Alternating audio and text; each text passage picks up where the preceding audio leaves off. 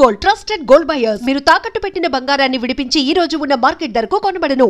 లక్నోలో సౌదీ విమానానికి పెను ప్రమాదం తప్పిందని చెప్పొచ్చు. విమానం టైర్స్ నుంచి ఫైర్ రావడంతో ఒక్కసారిగా ప్రతి ఒక్కరు తీవ్ర భయాందోళనకు గురయ్యారు. అయితే పైలట్స్ ఇద్దరు చాలా చాకచక్యంగా సమయస్ఫూర్తిగా వ్యవహరించడంతో పాటు అక్కడ ఉన్న సిబ్బందిని కూడా అలర్ట్ చేయడంతో అందరూ అప్రమత్తం అవ్వడం వల్ల అక్కడ పెద్ద ప్రమాదం తప్పిందని చెప్పొచ్చు. ఎందుకంటే జూన్ 12వ తేదీన అహ్మదాబాద్ మేఘాణిలో జరిగిన భారీ విమాన ప్రమాదం తర్వాత ఎక్కడైనా సాంకేతిక పరమైన లోపాల వల్ల కావచ్చు, లేకపోతే ప్రతికూల వాతావరణ పరిస్థితుల వల్ల విమానాల్లో ఇలా టెక్నికల్ ఇష్యూస్ వల్ల జరుగుతున్నటువంటి ప్రమాదాలు ఇవి ఏవి విన్నా కూడా ప్రయాణికులు ఒక రకమైన ప్యానిక్లోనికి వెళ్ళిపోతున్నారు. ఇప్పటికీ సేఫెస్ట్ జర్నీ అండ్ చాలా సమయం అనుకూలంగా ఉంటుంది, అలానే ఎక్కువ సమయం పట్టకుండా జర్నీ చేయొచ్చు అనటానికి ఎక్కువగా ఎయిర్ ట్రావెల్ని యూజ్ చేస్తూ ఉంటారు. అలాంటిది ఇప్పుడు విమానాలు కూడా తరచుగా సాంకేతిక పరమైన సమస్యలు ఎదురవుతూ ఉండటం ఒక తీవ్రమైన అసంతృప్తికి గురి చేస్తుందని చెప్పొచ్చు.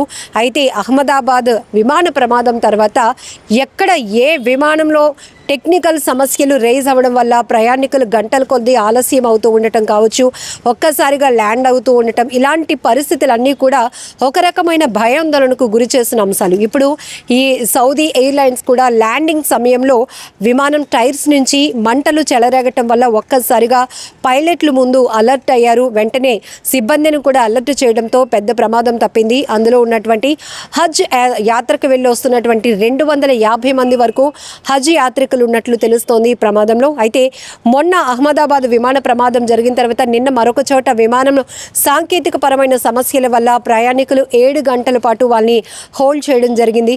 ఇలా ఈ మధ్య కాలంలో తరచుగా విమాన ప్రమాదాలు, విమానంలో తలెత్తుతున్న టెక్నికల్ ఇష్యూస్ గురించి వింటుంటేనే భయం వేస్తోంది. ఇప్పటి వరకు సుదూరమైన అంటే దేశ విదేశాల ప్రయాణానికి ఎయిర్ ట్రావెల్ అనేది ఎంత సులభతరమైనది, అందరికీ అందుబాటులో ఉన్నటువంటి సర్వీస్గా భావించామో ఇప్పుడు ఇదే భారీ ప్రమాదాలకు కారణమవుతూ ఉండటం మరొక వైపు ప్రతి ఒక్కరిని ప్యానిక్కి గురి చేస్తోంది. ఇప్పటికీ కూడా అంటే ఇప్పటి వరకు మనం రోడ్డుపై ప్రయాణించే బస్సులు ఫిట్నెస్ లేకపోవడము, 4 వీలర్స్ ఓన్ వెహికల్స్లో బ్రేక్ ఫెయిల్ అవటం, ఇలా ప్రమాదాలు జరగటం ఇవి మనం ఎక్కువ చూసాం. కానీ ఇప్పుడు విమాన ప్రయాణికులు కూడా తాము ట్రావెల్ చేస్తున్నటువంటి విమానంలో ఎలాంటి సౌకర్యాలు లేకపోవడం, ఎంత అసౌకర్యంగా ఉంది, లేకపోతే ఎంత నెగ్లిజెన్సీ ఉంది, ఎక్కడ ఉన్నటువంటి విమాన ప్రయాణంలో ఉన్నటువంటి నిర్లక్ష్యాలను కూడా వాళ్ళు తమ సెల్ఫీల్లో అంటే సెల్ ఫోన్స్లో బంధించి ప్రతి ఒక్కరికి షేర్ చేస్తున్నారు సోషల్ మీడియా వేదికగా. అంటే మరి ఈ ఎయిర్ సర్వీస్ అనేది ఎంత నాసిరకంగా ఉంది అని చెప్పడానికి కూడా ఇది ఒక ఎగ్జాంపుల్ అని చెప్పొచ్చు.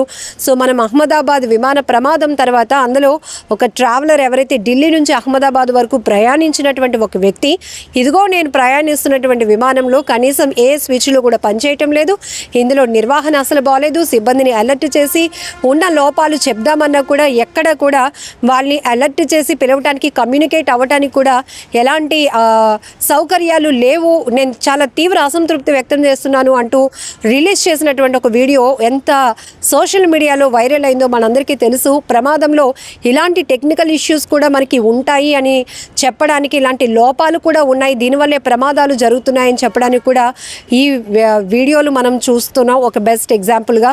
ఇప్పుడు నిన్న కూడా ఒక విమానం గజియాబాద్ ఒక విమానం 7 గంటల పాటు ప్రయాణికుల్ని అంటే వెయిట్ చేయించాల్సినటువంటి పరిస్థితి, సాంకేతిక పరమైన లోపాలు తలెత్తాయి అంటూ. సో ఈరోజు మళ్ళీ లక్నోలో సౌదీ ఎయిర్లైన్స్లో పెద్ద ప్రమాదం తప్పిందని చెప్పొచ్చు.